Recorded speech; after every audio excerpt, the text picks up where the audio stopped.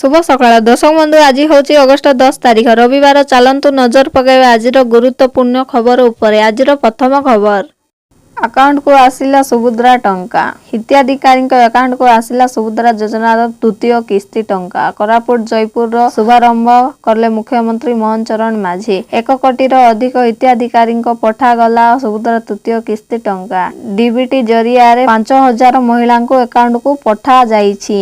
जयपुर एने आयोजित कार्यक्रम मुख्यमंत्री 102 मुख्यमंत्री प्रभाती परिडा एवं कनकवर्धन सिदेव उपस्थित रही। आज सकाळे मुख्यमंत्री स्वतंत्र विमान जगे कोरापुट जाइछन्ति। मुख्यमंत्री 2 दिनिया कोरापुटिया गस्तरे थिबा सूचना। परवर्ती खबर आगामी दिन रे कटियावासी को सबु प्रकार सुविधा मिलिबो। कटिया विवाद विषय राज्य सरकार को नियमित भावे केंद्र सरकार सर्व जोगाजोग रे रहिछन्ति। कटिया समस्या एभली एक समस्या जहार मानवीय दृष्टिकोण रही। राज्य सरकार को सेवा कटिया रे पहुंची न पारिबा और आंध्र प्रदेश सरकार सेठारे पहुंची सेवा प्रदान करिबा हेउची कटिया संप्रसारण कारण बोली आज कहिसंती राजस्व मंत्री सुरेश पुजारी। राजस्व मंत्री आहुरी कहिसंती निकटरे मु निजे कटिया जाई सेठारे लोकमानक जहा जहा समस्या रही से सब को बुझिबा सह लेखि करी आनिछि। आगामी दिन रे कटिया बासिंदा को उच्च शिक्षा पाई राज्य सरकार योजना करुछंती। आगामी दिन रे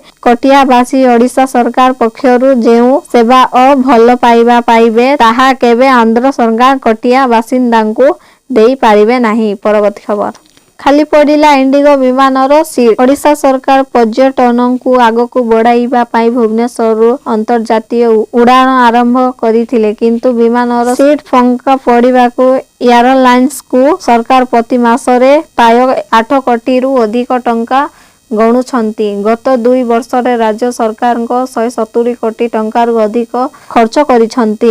2023 मे 15 रु इंडिगो एयरलाइंस भुवनेश्वर दुबई पाई सीधा सड़क उड़ान आरंभ करिथिले पर बैंकॉक और सिंगापुर रूट जोड़ी होइथिला।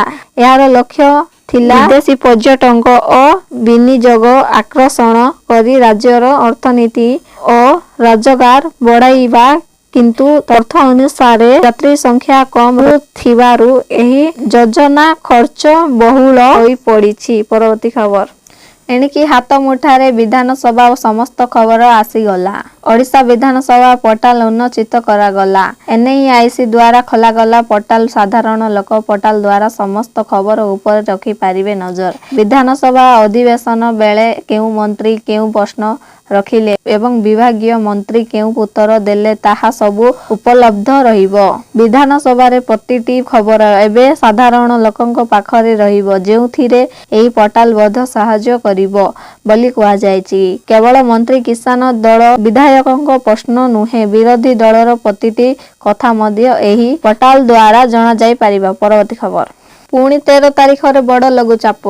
13 तारिख लघुचाप संभावना बांग्लादेश और पश्चिम बंग उपकूल एवं संलग्न उत्तर पश्चिम बंगोपसागर उपरे एवं घूर्णिबलयर प्रभाव रही जार प्रभाव रे आसंता 13 तारिख आड़कू उत्तर पश्चिम संलग्न पश्चिम केंद्रीय बंगोपसागर अंचल रे एक लघुचाप क्षेत्र सृष्टि हेबार संभावना रही। लघुचाप प्रभाव रे राज्यर विभिन्न स्थान रे प्रबलरु अति प्रबल वर्षा हेबार संभावना थिबा नै आकलन करिछि आंचलिक पाणीपाग केंद्र। एहासह पाखापाखि 23टी जिला को येलो वार्निंग जारी करा जायछि। ताहासह आसंता काली पाई 7टी जिला को प्रबल वर्षा नै अलर्ट करिछि। पाणीपाग केंद्र गजपतसिंहपुर खर्दा कटक गंजाम गजपति केन्दुझर और सुंदरगढ़ जिल्ला रे बिजुली घड़घड़ी सह पवन रहिबा नै पूर्वानुमान करा जायछि। परवर्ती खबर स्कूल बस रु छात्री को अपहरण। पुणी जाजपुर रे अपराध दिन को दिन जाजपुर जिला रे अपराध बढ़िबारे लागिछि। केतेबेले नाबालिका को गणदुष्कर्मर अभियोग आसुछि तो आउ केतेबेले हत्या। ठीक सही परी एबे पुणी जाजपुर रो एक चांचल्यकर घटना सामना को आसी। स्कूल बस रु जणे 8म श्रेणी छात्री को अपहरण होइथिबा अभियोग होइछि। अभियोग अनुसार जाजपुर जिला बासनगर रो एक घरे स्कूल सामनारू जणे 8म श्रेणी छात्री को अपहरण होइथिबा मामला रे सामना को आसीछि। अभियुक्त पूर्वरु फोन करी कार जोगे आसी स्कूल सामनारू छात्री को अपहरण करी नेइथिला ହେଲେ ସୌଭାଗ୍ୟବଶତଃ ଅଭିଯୁକ୍ତ ଛାତ୍ରୀଙ୍କୁ ନେଇ ବେଶୀ ଦୂର ଯିବା ପୂର୍ବରୁ ସାପଗଡ଼ିଆରୁ କାର ସହ ଝିଅଙ୍କୁ ଉଦ୍ଧାର କରାଯାଇଥିଲା। ଏବେ ଅପହରଣକାରୀ ଯୁବକଙ୍କ ଅଟକ ରଖାଯାଇଛି। ପରବର୍ତ୍ତୀ ଖବର। 334ଟି ଦଳର ପଞ୍ଜୀକରଣ ବାତିଲ। ନିର୍ବାଚନ କମିଶନ ଶନିବାର ଏକ ବଡ଼ ପଦକ୍ଷେପ ନେଇ 334ଟି ଅଣସ୍ୱୀକୃତିପ୍ରାପ୍ତ ରାଜନୈତିକ ଦଳ ଅର୍ଥାତ୍ ରୂପେ ପଞ୍ଜୀକରଣ ବାତିଲ କରିଛନ୍ତି। ଏହି ଦଳଗୁଡ଼ିକ 2019 ପରଠାରୁ ଗୋଟିଏ ବି ନିର୍ବାଚନ ଲଢ଼ି ନଥିଲେ ଏବଂ ସେମାନଙ୍କ କାର୍ଯ୍ୟାଳୟର କୌଣସି ଠିକଣା ମଧ୍ୟ ମିଳିପାରିଲା ନାହିଁ।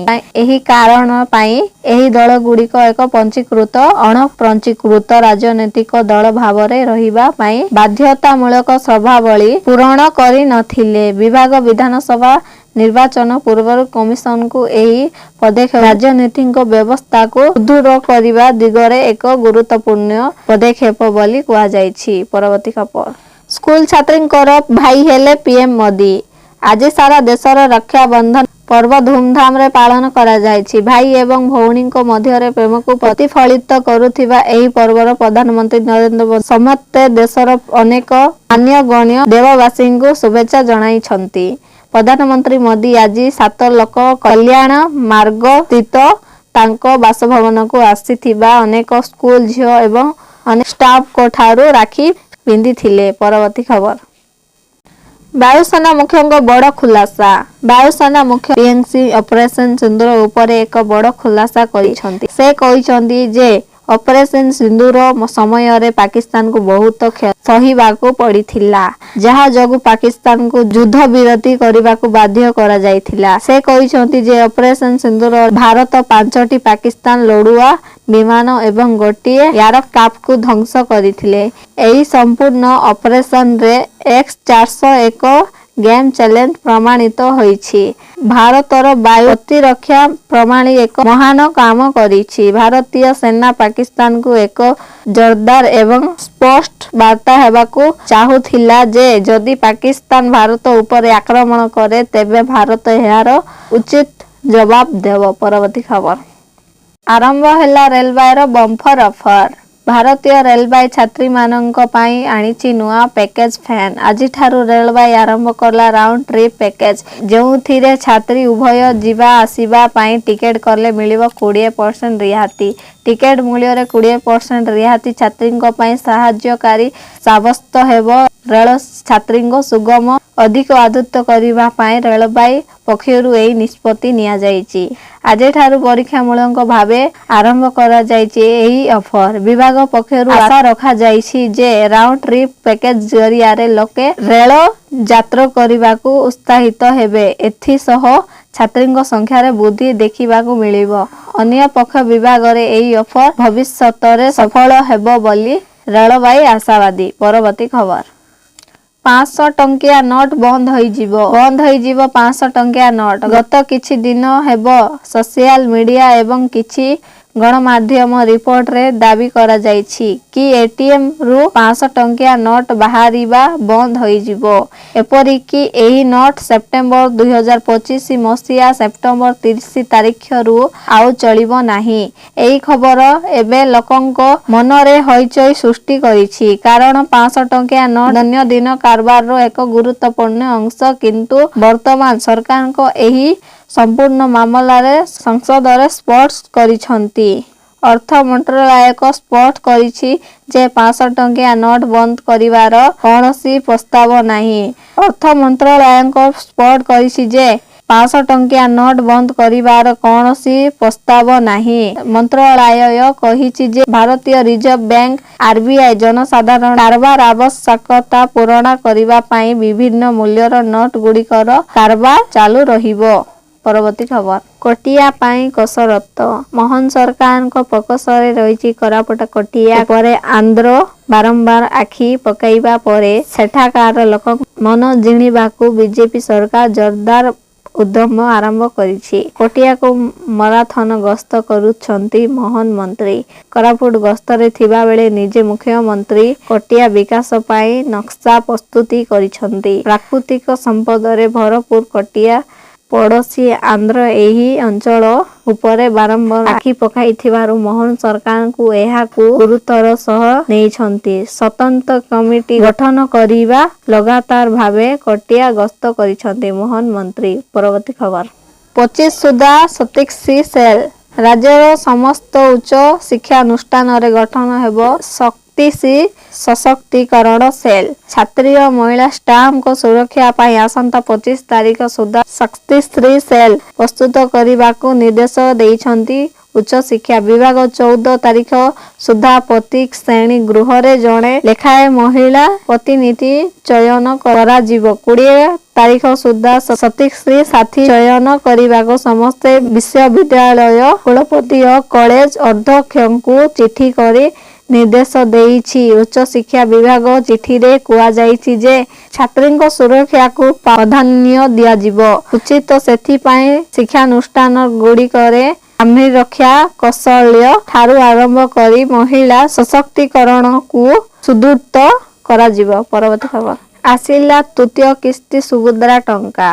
ଆସିଲା ସୁଭଦ୍ରା ତୃତୀୟ କିସ୍ତି ଟଙ୍କା। ରାକ୍ଷୀ ପୂର୍ଣ୍ଣିମା ଅବସରରେ କୋରାପୁଟ ଜିଲ୍ଲା ଜୟପୁରର ସୁଭଦ୍ରାର ତୃତୀୟ କିସ୍ତି ବାଣ୍ଟିଲେ ମୁଖ୍ୟମନ୍ତ୍ରୀ ମୋହନ ଚରଣ ମାଝୀ। ଏହି ଅବସରରେ ଆୟୋଜିତ କାର୍ଯ୍ୟକ୍ରମରେ 15ରୁ ଊର୍ଦ୍ଧ୍ୱ ସୁଭଦ୍ରା ହିତାଧିକାରୀଙ୍କୁ ମୁଖ୍ୟମନ୍ତ୍ରୀ ଟଙ୍କା ବାଣ୍ଟିଛନ୍ତି। ଏକକାଳୀନ 1 କୋଟି ହିତାଧିକାରୀଙ୍କ ଖାତାରେ ଗଲା 5,000 ଟଙ୍କା। ଯେବେ ଯେଉଁ ହିତାଧିକାରୀଙ୍କ ଭାବେ ପ୍ରଥମ 2ଟି କିସ୍ତିରେ ଟଙ୍କା ପାଇନାହାନ୍ତି ସେମାନଙ୍କୁ ମଧ୍ୟ ଟଙ୍କା ପ୍ରଦାନ ପାଇଁ ପ୍ରକ୍ରିୟା ଆରମ୍ଭ ହେବ। ଏପର୍ଯ୍ୟନ୍ତ 2 ଲକ୍ଷ ହିତାଧିକାରୀ ବାଦ୍ ପଡ଼ିଛନ୍ତି। ସେମାନଙ୍କୁ ପଡ଼ିବା ପାଇଁ ଆଉଥରେ ସର୍ଭେ ହେବ। 53,000 ହିତାଧିକାରୀ ମହିଳାଙ୍କୁ 60 ବର୍ଷ ପୂରିଥିବାରୁ ବିଭାଗ ସେମାନଙ୍କୁ ଭତ୍ତା ପାଇଁ ଏସ୍ଏସ୍ପିଡିଙ୍କୁ ପଠାଇଛି। ପରବର୍ତ୍ତୀ ଖବର କେନ୍ଦ୍ର କ୍ୟାବିନେଟର ବଡ଼ ନିଷ୍ପତ୍ତି।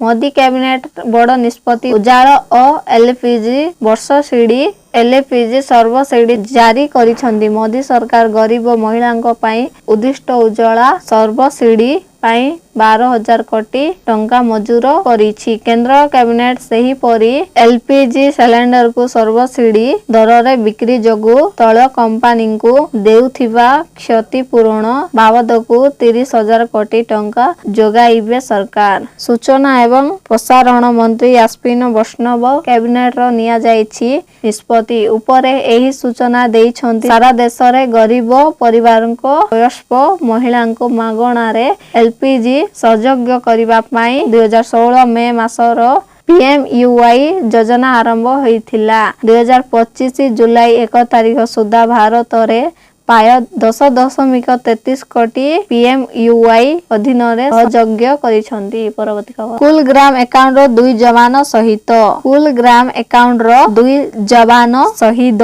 ଜାମ୍ମୁ ଓ କାଶ୍ମୀର କୁଲଗ୍ରାମ ଏକାଉଣ୍ଟରେ 2 ଯବାନ ଶହୀଦ ଜଣେ ଆତଙ୍କବାଦୀ ନିହତ 9 ଦିନରେ ପହଞ୍ଚିଛି। ଏକାଉଣ୍ଟ ଜାମ୍ମୁ ଓ କାଶ୍ମୀରର କୁଲଗ୍ରାମ ଜିଲ୍ଲାର ଆଖଲ ଅଞ୍ଚଳରେ ଆତଙ୍କବାଦୀଙ୍କ ସହ ଭାରତୀୟ ସେନାର ମୁକାବିଲା 9 ଦିନରେ ଜାରି ରହିଛି। ରାତିରେ ହୋଇଥିବା ଏହି ଏକାଉଣ୍ଟରେ 2 ଯବାନ ଶହୀଦ ହୋଇଥିବା ବେଳେ ଜଣେ ଆତଙ୍କବାଦୀ ନିହତ ହୋଇଛି।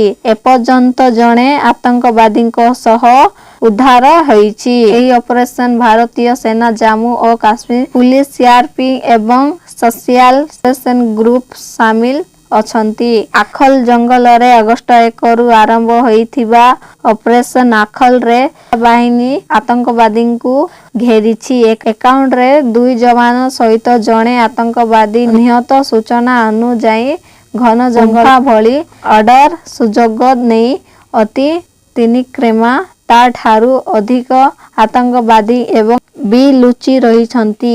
ଏହି ଅପରେସନ ଗତ କିଛି ଦଶନ୍ଧି ମଧ୍ୟରେ ସବୁଠାରୁ ଦୀର୍ଘକାଳୀନ ଆତଙ୍କୀ ବିରୋଧୀ ଅପରେସନ ପାଲଟିଛି। ତ ଦର୍ଶକ ବନ୍ଧୁ ଏ ଥିଲା ଆଜିର କେତୋଟି ଗୁରୁତ୍ୱପୂର୍ଣ୍ଣ ଖବର। ଭିଡ଼ିଓଟି ଯଦି ଭଲ ଲାଗିଛି ଲାଇକ୍ କରିବା ସହ ଆମ ଚ୍ୟାନେଲକୁ ସବସ୍କ୍ରାଇବ କରନ୍ତୁ। ଆଉ ଭିଡ଼ିଓକୁ ଶେଷ ପର୍ଯ୍ୟନ୍ତ ଦେଖିଥିବାରୁ ଆପଣମାନଙ୍କୁ ବହୁତ ବହୁତ ଧନ୍ୟବାଦ।